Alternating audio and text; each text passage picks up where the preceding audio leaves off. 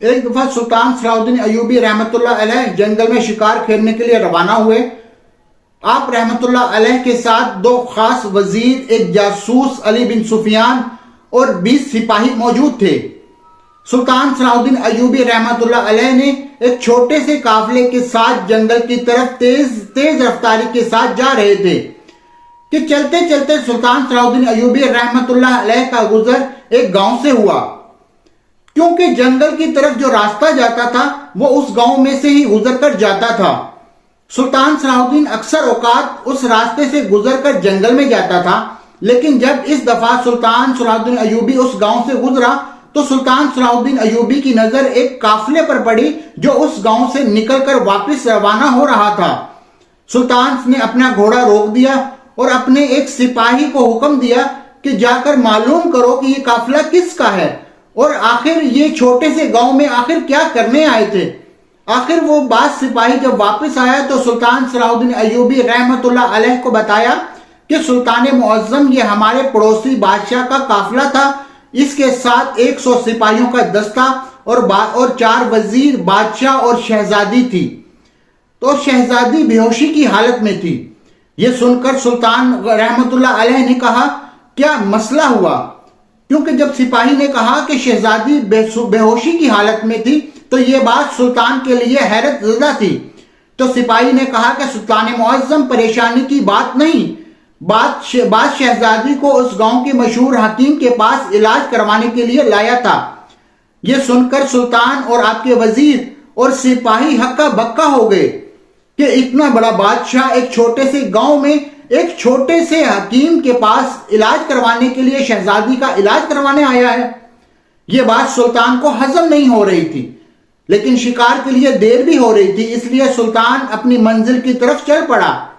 سلطان سارا دن شکار کھیلتا رہا، لیکن جب عصر کا وقت ہوا تو سلطان نے اپنے سپاہیوں کو واپسی پر کہا کہ جاؤ اس قافلے کا پیچھا کرو اور معلوم کرو کہ بادشاہ کا قافلہ کس جگہ پڑاؤ کرتا ہے، کیونکہ آج رات میں بادشاہ سے ملنا چاہتا ہوں۔ سلطان اب واپس چلا گیا۔ سلطان نے کھانا کھایا، مغرب کی نماز پڑھی اور اتنے میں سپاہی بھی آ گئے۔ سپاہی نے سلطان صلاح الدین ایوبی رحمت اللہ علیہ کو بتایا کہ سلطان معظم اس گاؤں سے نکلنے کے بعد ایک چھوٹی سی وادی ہے اور اسی جگہ پر بادشاہ کے قافلے نے پڑاؤ کیا ہوا ہے۔ سلطان صلاح الدین ایوبی رحمت اللہ علیہ علی بن سفیان اور چند سپاہیوں اور ایک وزیر کے ساتھ اس وادی کی طرف چل پڑا۔ چلتے چلتے تھوڑا سا اندھیرا بھی ہو گیا تھا، لیکن جب سلطان اس وادی میں پہنچا تو سلطان کے جاہ جلال کو دیکھ کر بادشاہ سمجھ چکا تھا کہ عظیم سلطنت کا سلطان صلاح الدین ایوبی ہے۔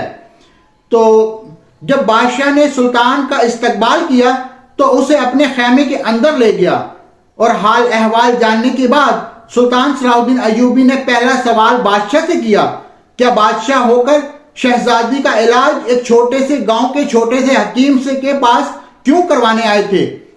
تو بادشاہ نے کہا کہ سلطان معظم ضرورت انسان کو محل سے نکال کر اندھے غاروں میں لے جاتی ہے، میں تو پھر بھی ایک آباد گاؤں میں آیا تھا۔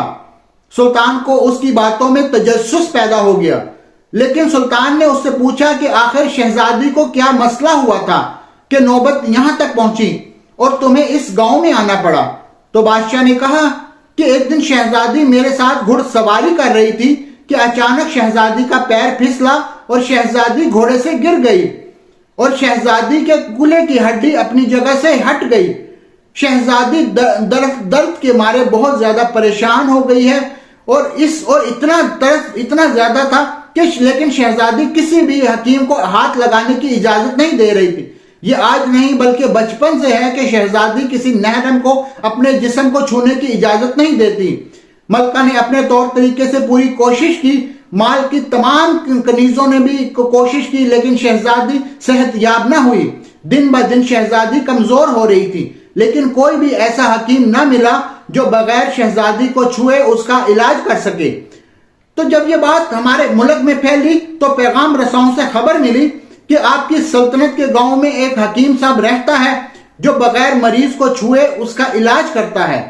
یہ سن کر میں نے اپنا سپاہی اس حکیم کے پاس بھیجا کہ فلاں بادشاہ آپ کو بلا رہا ہے۔ تو اس بزرگ حکیم نے جواب دیا کہ میں اپنے سلطان کے علاوہ کسی کا بادشاہ کی حکم کو نہیں مانتا، اگر ضرورت تمہیں ہے تو تمہیں میرے پاس چل کر آنا پڑے گا۔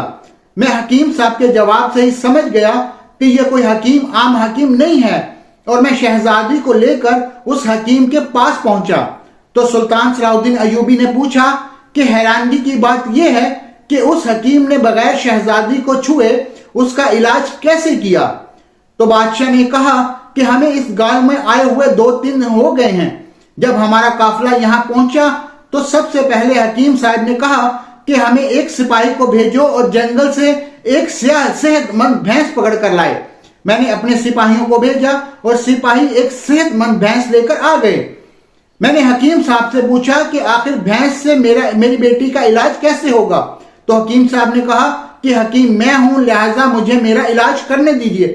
پھر حکیم صاحب نے کہا کہ تمہیں 2 دن انتظار کرنا پڑے گا۔ ہمارے پاس انتظار کرنے کے علاوہ اور کوئی چارہ بھی نہیں تھا، لہٰذا ہم پہلے بھی اس وادی میں رہ چکے ہیں۔ ادھر حکیم صاحب نے اپنے شاگردوں کو حکم دیا کہ 2 دن تک اس بھینس کو نہ ہی پانی پلانا ہے اور نہ ہی چارہ کھلانا ہے۔ حکیم صاحب کا یہ حکم سن کر شاگردوں نے کہا کہ اگر اس کو 2 دن تک کچھ نہ کھلایا گیا تو یہ بھوک سے مر جائے گی، لیکن استاد کا حکم تھا، لیکن انہوں نے حکم کی تعمیل کی۔ اور ادھر ہم آج اس گاؤں کی طرف چل پڑے اور حکیم صاحب کے پاس پہنچ گئے۔ حکیم صاحب نے 2 آدمیوں کو کہا کہ جاؤ اور بھینس کو کھول کر لاؤ۔ جیسے ہی سپاہی بھینس کو کھول کر لائے تو حکیم صاحب نے حکم دیا کہ شہزادی کو اس بھینس کے اوپر بٹھا دو۔ میں نے شہزادی کو اپنے ہاتھوں سے بھینس کے اوپر بٹھا دیا۔ اب حکیم صاحب نے کہا کہ اس کو دونوں پیروں سے بھینس کے پیٹ کے نیچے سے شہزادی کے آپس میں پیروں کو باندھ دو۔ میں نے اس کے پیر بھی باندھ دیے۔ اب حکیم صاحب نے گائے کے سامنے پانی رکھا اور اس میں نمک ڈال دیا۔ بھینس 2 دن کی پیاسی تھی، اس نے بڑے زور سے پانی پیا اور نمک زیادہ ہونے کی وجہ سے پیاس کی شدت بڑھ گئی، اور اس کے بعد بھینس بھوکی تھی، اس نے پیٹ بھر کر کھانا بھی کھایا تو بھینس کا پیٹ پھولنے لگا، اور بھینس پھولنے کی وجہ سے شہزادی کی کمر کی تناؤ پڑنے لگا، اور تناؤ اتنا زیادہ پڑا کہ درد کی شدت سے شہزادی بے ہوش ہو گئی۔ اب حکیم صاحب نے کہا کہ اپنی بیٹی کو بھینس سے اتار دو۔ اب شہزادی ٹھیک ہو گئی ہے، اور اس کے بعد اس نے کہا کہ بھینس کو اپنے پاس رکھوں گا، اور اسی طرح حکیم صاحب نے میری بیٹی کا علاج کیا ہے، اور الحمدللہ ہوش آنے کے بعد شہزادی بالکل صحت یاب ہو گئی تھی۔ سلطان صلاح الدین ایوبی نے یہ بات بادشاہ کو خدا حافظ کہتے ہوئے سیدھا اس حکیم کے پاس گیا اور اس کو اپنے گھوڑے پر بٹھایا اور اپنے دربار میں لے گیا اور اس کو اپنا شاہی حکیم مقرر کر دیا، اور وہ دیکھتے ہی دیکھتے حکیم صلاح الدین ایوبی کی سلطنت کا مشہور حکیم بن گیا۔ دوستو، آج کی ویڈیو آپ کو کیسی لگی؟ اگر ویڈیو اچھی لگی ہو تو میرے چینل کو آپ نے ابھی تک سبسکرائب نہیں کیا تو سبسکرائب کر لیں، بیل آئیکن کو ضرور پریس کر دیں تاکہ ہر نیو اچھی سے اچھی ویڈیو جلد از جلد آپ تک پہنچتی رہے۔ السلام علیکم ورحمۃ اللہ وبرکاتہ۔